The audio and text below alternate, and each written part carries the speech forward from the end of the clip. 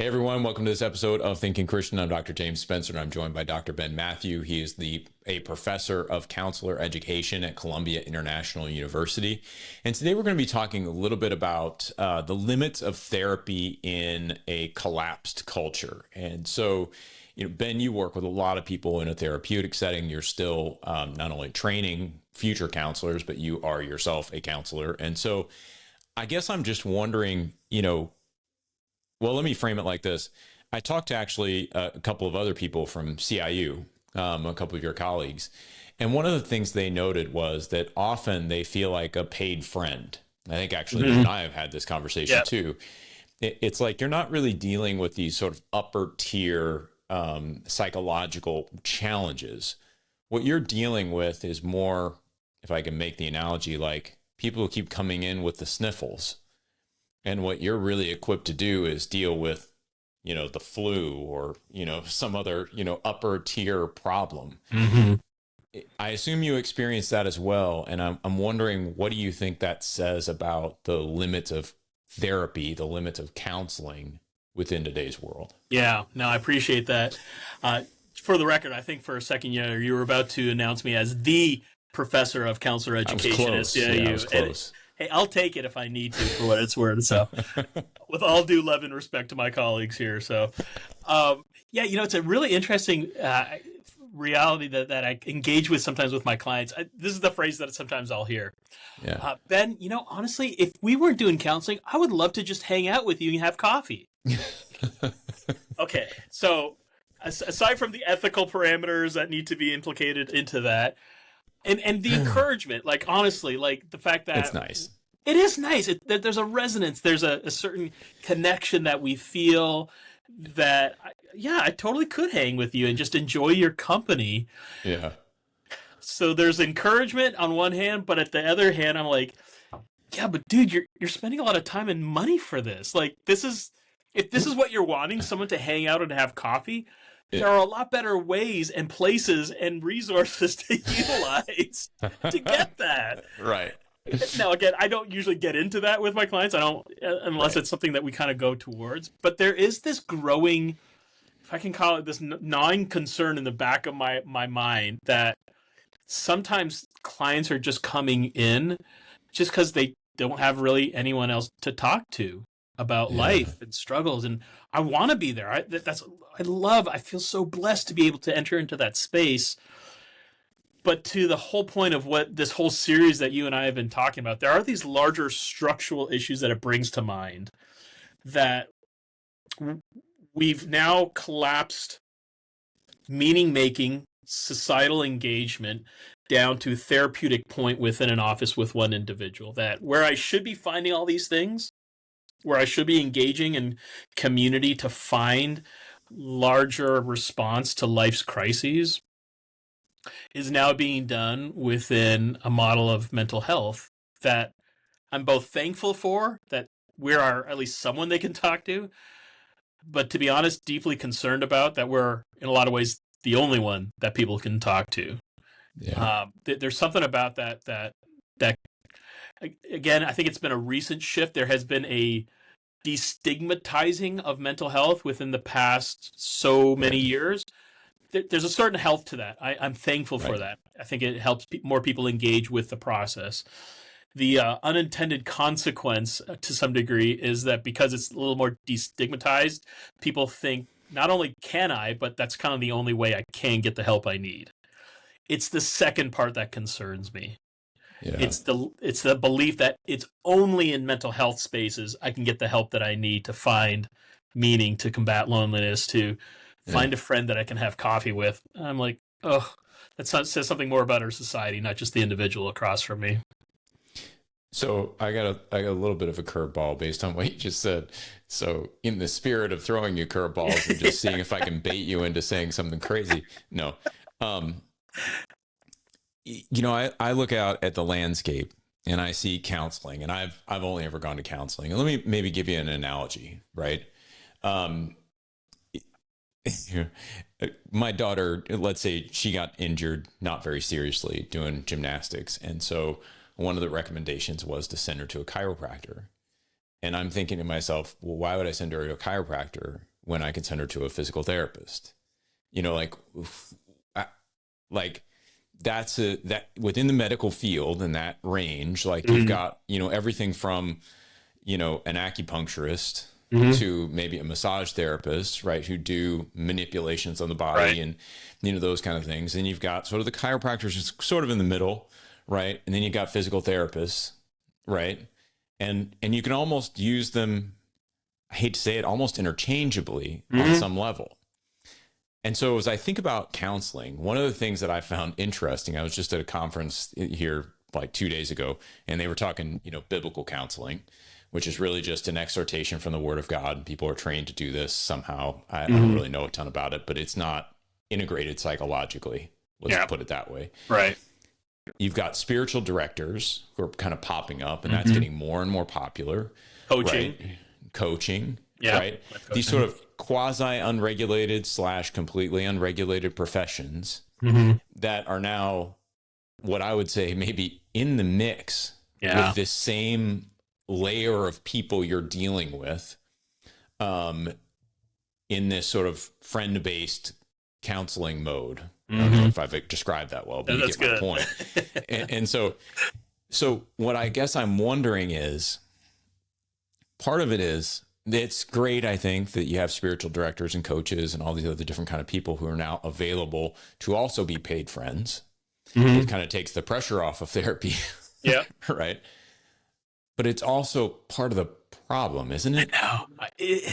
This is, am I shooting myself in the foot by admitting this? I don't know, because this is part of the dilemma I feel, because I have this doctrine of stewardship that informs a lot of what I do, not just clinically as a professional counselor, as a professor, as just a human. We are called to give an account for the time and resources God gives us, and we will be held account to the great judge one day. Part of that implicates itself into then when I sit across from someone and they respond that way, we make a connection. It's helping them. It's helping them regulate symptoms and develop coping strategies. Like, these are all good things that therapy does, but it doesn't have to be just through me. And then I sit there and I'm like, am I being the best steward of this time, these resources? I don't know if I am. And in ways that it implicates this other issue that is so lacking. And that to me is where I keep on coming back to. Yeah. It's not just that the problem is that we are available, life coaches, you know, therapists, or different levels of social workers. I think there is a place and time for those realities, and I think that's what we do well, right? I'll speak specifically to my construct of professional counseling. We can provide some help in coping, right? We can provide some response, particularly in trauma-informed contexts, right? There are some good behavioral and relational things that we can bring to bear that helps the individual kind of cope in extraordinary situations. So obviously I'm not diminishing that as a viable and good perspective to be utilized in caring for people. But I'm getting the sneaking suspicion that more and more of what's happening in mental health is more of a friend zone of sorts, that because it's highlighting what's being lost in what should be a normative part of human life. That is community, connection, shared meaning, working together in both relational and physical spaces at times. I mean, part of the growth of digital therapy, I mean, that's another whole area we can get into, is digital therapy and what that looks like. And again, I may be continuing to shoot myself in the other foot at that point, but there's this gnawing concern that I have that, are we just kind of adding to the problem? Just because we can, I don't necessarily know means if we should, if it's continuing to create more of a problem in the larger constructs that are missing out for human engagement. Yeah, because I guess what comes up to me, and this is a little bit playing devil's advocate maybe, but it's interesting to me, number one, that you're having this proliferation of people who will talk to you, right? And I could pay someone to talk to me, right? Not like, I could pay a therapist, I could pay a spiritual director, I could pay a coach, I could pay, And it's just strictly like, I'm not in an executive level position and I want an executive coach to help me through some rough spots, right? It's more like, I need a friend right now. Yeah. And so as opposed to turning Suri on and asking her a series of questions, I'm going to go and meet with Ben, Yeah. right? And Ben's going to be my buddy for an hour a week, right? And I know it's going to cost me, but it's not really that much more than a movie, and it's going to be okay, right? You know, like that sort of mentality. But I'm wondering if there isn't, based on the way our culture has gone, if there isn't just more underlying trauma and mental health problems that are now creating this proliferation. In other words, when people are like unable to, as we've talked about in previous episodes, convey their sadness, articulate their sadness, when they're unable to find any sort of stable meaning in their lives, when they're overly anxious about what's going to happen. We are seeing a lot of turbulence in the world right now. And so I'm wondering, as these people are coming in, yes, they're friends, but are you also seeing sort of an odd uptick in the level of mental health problem that your quote unquote friends might be having? Yeah. Yeah. And I think to think through that is important, because the issues that are coming to bear, I want to be careful how I say this, Yeah. are real for the person, Yes. but they're not really that big. Okay. In the sense that if we can provide them some stability in relationship, stability in context of community, if there's a way that we can provide these other things that are so lacking in our cultural social context, again, I want to give space that it really affects them, but these are not life altering issues that you need specialized help for all the time. Sometimes, maybe, but we're getting to a point in our society where we're now, because we've so destigmatized mental health, we think this is not just the first, but the only response to get the help that I need. Yeah. And so I do find myself getting to the point with some clients and asking that question, trying to be respectful and ethical in the engagement. Is my space as a professional counselor the best place to deal with these? And the question that often comes back is, well, then who am I going to talk to about this? I'm like, that's a great question to ask. Yes. And my hope is that I actually let's explore that. Exactly. Where I'm like, let's look through that a little bit and see where that needs to be developed. And by the way, that's going to take some work. It is so much easier just for you to come to my office, plunk down the fee. We'll meet for the hour and you're done. Man, I will schedule it for you. I will give you a receipt at the end. Like, it is easy peasy, right? No problems whatsoever. This other thing that you probably need, that takes a lot more time and effort and energy, and it's not nearly as easy. And yet, when I hear a client say that, like, where else am I going to talk to people about these things? I get excited, because I think that's exactly where that needs to move. More so, not for all, but for some, to a certain degree, because they need to build in those communal contexts that I think actually give the right place, the more normative space, if I can say it that way, for how to deal with some of these struggles in life. So what would you say some of those, when somebody says, like, I've always been a guy who doesn't have many friends, right? Just confession time, right? There you go. So I'm gonna pump you for a free therapy session, basically. And so I don't tend to keep a lot of friends. Yeah. Right. Like I have a small group of people that I would count as my real friends, and then that's about it. Right. And so if I can't get one or more of them on the phone in any given day, right, if I can't grab coffee with somebody, right, I don't have a big, I don't have a lot of resources beyond those, let's say. Yeah. So let's say I'm coming to you and I say, well, who would I talk to about these things? Right. How do you help counsel people to actually build those relationships in today's world? Like, it was a running joke when I was at an academic dean. Some of the young ladies would occasionally ask me for dating advice. I have no idea why.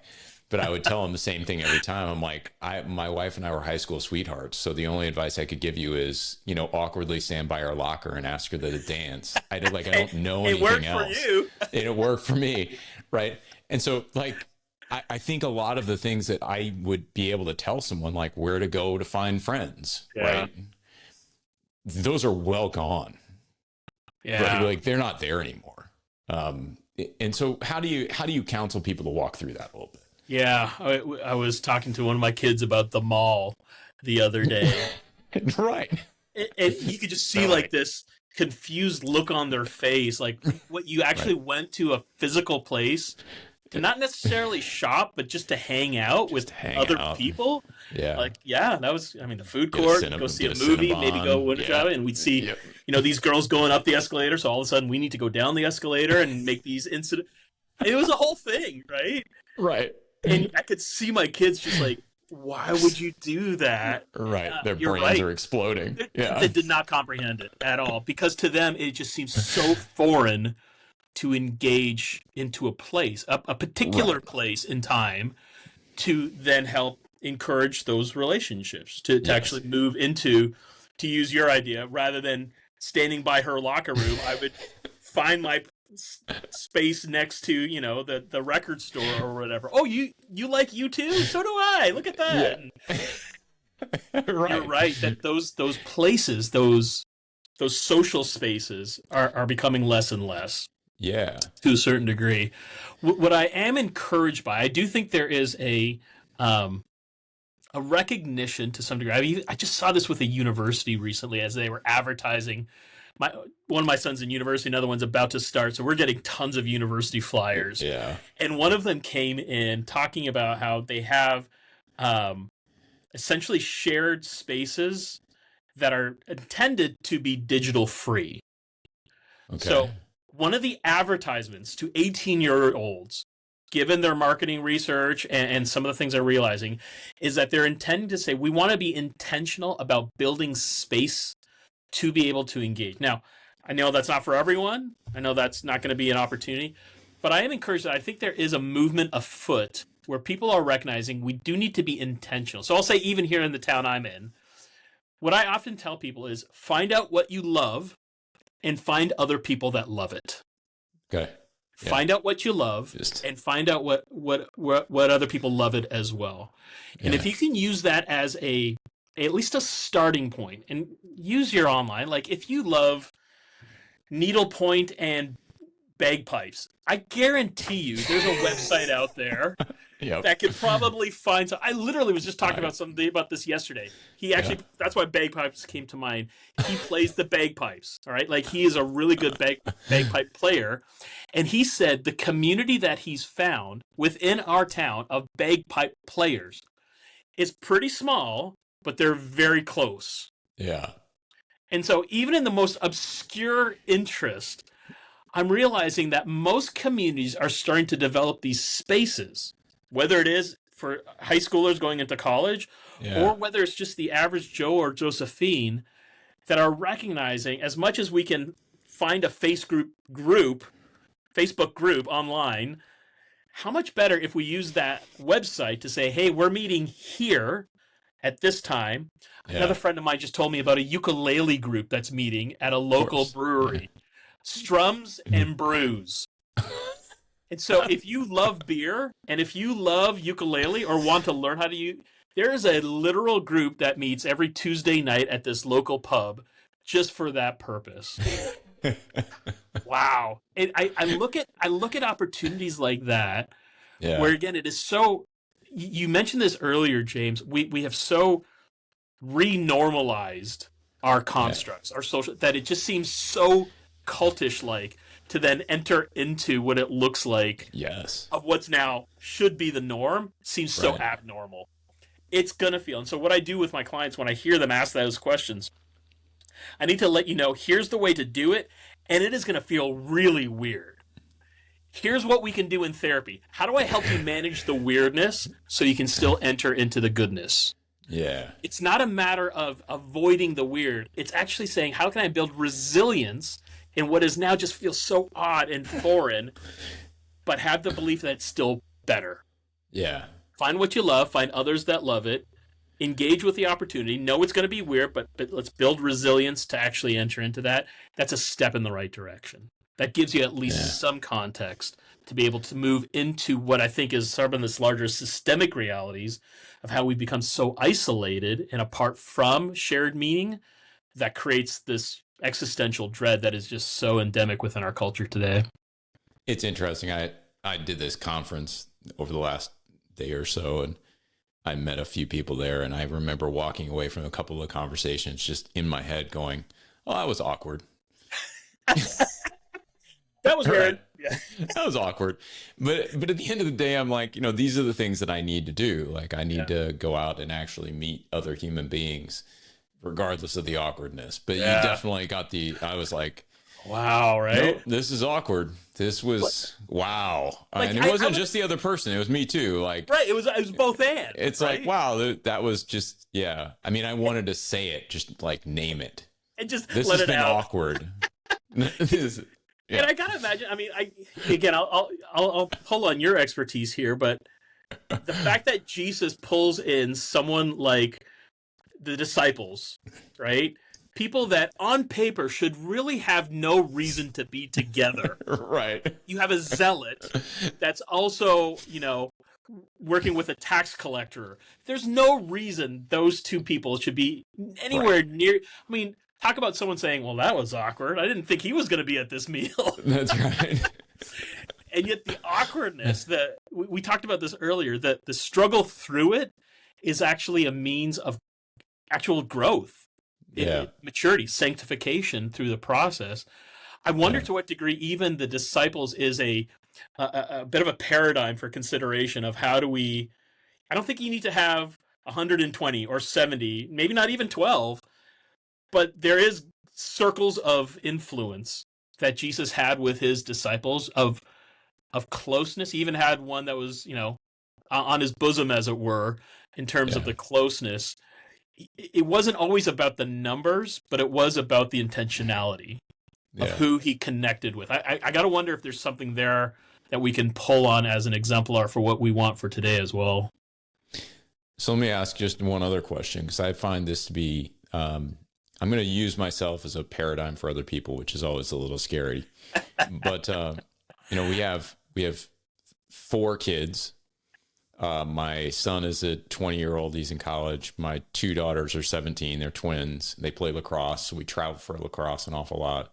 And then we adopted a 5-year-old. So we've decided to make our lives more chaotic.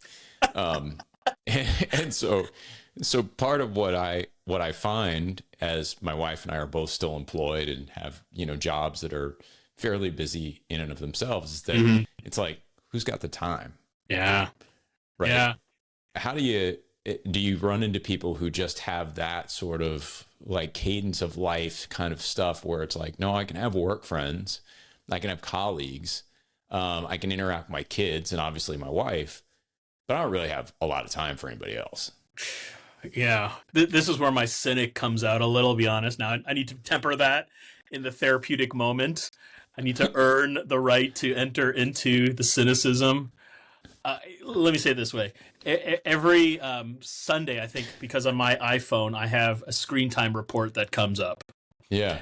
And it shows me how many hours I've spent on my phone. It tells me what apps I've been on my phone. It tells me specifically how many times I've picked up my phone. The research is quite clear. We have the most luxury time ever in human history than any other civilization. Yeah. The amount of time we have. Now, again, I want to meet them at their perception in that I'm so busy. I don't want to deny that as a reality. Yeah. That yes, work, family, church, demands of community, those are all pressing for our attention. And we have more luxury time afforded to us as a civilization than has ever happened in human history. Yeah. The technologies that we've advanced, the structures that we've created affords to us more time on our hands than we've ever had. And that's proven to me on a weekly basis when I get that screen time report. And so that's why I say the inner cynic comes out a little, where when someone says to me, I just don't have the time, I'm like, okay, listen, unless you're like the Pope and you've got literally like every minute scheduled out of your life, Yeah. and most of us aren't, or the president or some other high dignitary that literally does have their entire schedules mapped out for them. Right. The question is not, do you have the time? The question is, what are you putting your time into, right? Yeah. And you've probably heard the expression, you can find out what you love by two things, right? Your calendar and your checkbook. Yeah. The question is, are we convinced? Are we not just theologically and cognitively convinced, but are we affectionately convinced that this thing called community, this thing of intentional stepping into awkward places and going, that was weird. Like all the messiness of relational connection is actually better. Not just good, but Yeah. better. Because I think that will then reorient how I use my calendar, how I use my time in a Yeah. way that actually helps people say, it's not that I have a lack of time, it's just where I'm putting my time to begin with. Yeah. That's, I would argue 95% of us. We have Yeah. the time. It's Yeah. just how we then position it in a way that, again, looks different for different people. Like you said before, it doesn't mean that you have to have Right. tons of friends necessarily. But you Right. need to have someone. You need to be intentional somewhere in a way that says there are some people, some key people in my life that I can really count on in a reciprocal fashion, both that can rely on Yeah. me and I can rely on them as well. But I think that's a reordering of not just our time, but our passions to then correlate to the time. It's interesting. I mean, I've had that discussion with so many organizations when I consult, because their way of saying we don't have the time is we don't have that kind of resource. Right. And I'm like, Yeah, you do. right. You actually do. You're just spending it over here. Like Yeah. you've got it. You're spending it in all the wrong places. Right. I mean, Right. and I think that's a really good word, Ben. I tend to agree with you. I don't have the screen time thing on my phone. And I'm not going to, because I don't want to know. I'm happy to be blissfully ignorant. You don't need to know that information. Yeah, I don't need to know that information. But no, I mean, it makes intuitive sense to me that for 95% of people, when they're really saying I don't have enough time, what they're really saying is the way I've allocated my time brackets out friendships and community. Exactly. That's a great way of saying it. Exactly. Yeah. That's funny. Well, any other like pro tips? I mean, I think that, getting back involved in church intuitively seems like what I'd want to suggest to people. Yeah. I'd want to say, hey, go get involved in a church. But then I kind of sit back and I'm like, well, get involved how? Yeah. Right. Because it's easy to get involved in a church and be like, busy yourself with something in the church and never actually make any real connections. You're just like the door greeter. And so you say hello to everyone who comes in, or you're, you're working security. And unless somebody mouths off, you don't have to do anything with it. You know what I'm saying? Like there's all these different ways where you can be involved and still not actually engage anything. You can be really, really involved and still really lonely. Yeah. Kind of like what we talked about previously. I mean, even small groups, I think, is sort of like that. It's like, and I don't have anything against small groups, but I would say just for me, it's easy for me to use that as a checkbox and go, well, I went to small group this week, and just sort of be there and relatively checked out, because I don't really enjoy it as much as I think other people might. And I'm not, you know what I'm saying? Like I think part of it is just I'm a huge geek. And so a lot of times I have trouble setting that aside in a context where we're studying the Bible. Like I lose myself and right. I would take total blame for it. Right. But there's just something about being in that small group and like, you're looking at this passage and I'm like, I wonder what the Greek says there. Like, like, I know no one else wants to know that. I was going to say, you're saying no one else is asking that question? No one else is asking that question, but in my head, that's where my head goes. And so they don't tend to work well for me. I'll say it like that. Those are like, it's almost a lot of effort for me to be there and be present. And that's challenging. Yeah. So yeah, what would you suggest? Like, is there a way to be involved in church? Again, that sort of find what you like or find what you love and find other people who love it kind of idea. Yeah. Is that sort of similar within the context? I think so, right? And I think this is the beauty, the struggle and the beauty of the local church, right? When Paul talks about different members, different Yeah. abilities, different gifts, I don't think I try to dig into that enough at times. Let me give you an example. Yeah. I too am a self-proclaimed geek. I like geeking out on stuff like that. I think this is why I enjoy Right. coming to your podcast, because I love these conversations that I tell it to my wife later. She's like, "And you did that on purpose? Like, why? Like, what would you do that for?" It's like, "Cause I love it." I there's something about me finding people in the church that are non-geek. I need the non-geeks in my life to Yeah. round me out, to sanctify me, to rub off those hard edges. And I also love finding the other geeks in church. Yeah. There's something about that just enlivens my heart in a way that helps me then recognize, what can I bring to the table? Here's something that they're bringing to the table. There's this mutual joy that we find in this geekdom of whatever it is that we're talking about, right? Yeah. And that doesn't have to be that. For me, it's also music. I love involving myself in the ministry of music in the local church. I'm not a great musician, but I love getting together with good musicians and utilizing that common shared language of music in a way that just builds my soul up in a way. And so similarly, when I hear other musicians that don't do it well, I'm like, ugh, really? Like, oh man, that's hurting my soul a little. And I need that, because I need to then, how do I temper patience and long suffering and all those other things? Yeah. But there's something about finding other people and the loves that you have that, again, I keep on referencing Lewis. A good friend is when you find someone else and they say, "You too?" and you find someone that likes the same things you like, and you make this bond. Or as Jerry Seinfeld says, when you walk outside your front door as a little kid, is, "You live here too? Let's be best friends." And that's how you form your early friendships, is because you are in this proximity of, Right. this is where we're living. I gotta imagine there's something about that we need to kind of push into as well. Yeah. Find the ones that you resonate with. Know that it's not the entirety of the church, and you need to as it were, engage with others. Yeah. That's a good place to start, right? Yeah. To find the things that you really love, really can either geek out on, or play with others, or engage in ways that go beyond just attendance. Yeah. Being there, that Yeah. really engages your mind and heart as a good place to start as well. Very cool.